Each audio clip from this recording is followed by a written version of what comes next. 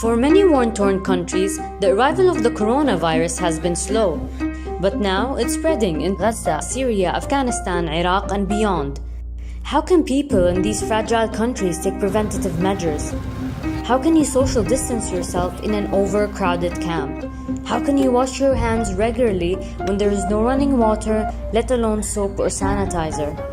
If corona can overwhelm well-equipped, well-functioning hospitals in Europe, what happens in Yemen, where half the healthcare facilities are not functional? Or Somalia, where there are 9 hospital beds for every 10,000 people?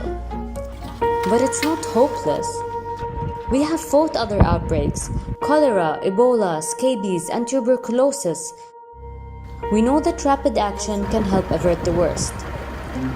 When cholera first hit Yemen, more than 1 million people were affected, the worst outbreak in recorded history.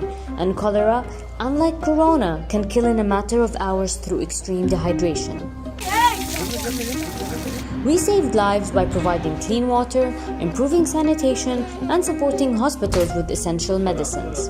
Now, to fight corona, we are working hard in countries like Syria to ensure clean water is accessible, that sanitation systems are functioning, and soap is in all our aid packages. To fight Ebola, which at times had a death rate of 50%, prevention was essential. Congolese Red Cross teams went door to door telling families how Ebola spreads and worked with community elders and religious leaders to talk about the symptoms and the importance of early treatment. Myths were exposed, truths were told. Now, we're working with our Red Cross and Red Crescent volunteers across the world to share accurate information about how to limit the coronavirus. When doctors and nurses get sick, people stop trusting hospitals. During the Ebola crisis, many pregnant women risked home births. Maternal fertility surged. Today, to protect healthcare workers battling corona, we're providing face masks, aprons, and gloves. We also know that triaging patients is very important to limit viruses. In the Democratic Republic of Congo and Somalia, we're helping hospitals to separate confirmed corona patients from suspected cases and put in place isolation facilities. We know from our work in prisons, screening is vital to control tuberculosis, a highly infectious, often deadly disease which can even be multi-drug resistant.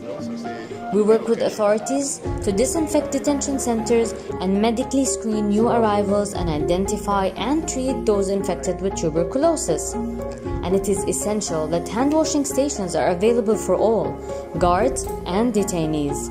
These measures are effective for tuberculosis and they can help limit corona. Syria, Gaza, and South Sudan have closed their schools. Iraq has a nationwide curfew. In Yemen, ports are closed and new arrivals tested for the virus. These fragile countries are taking action. So will we. In prisons, refugee camps, damaged hospitals, we will help.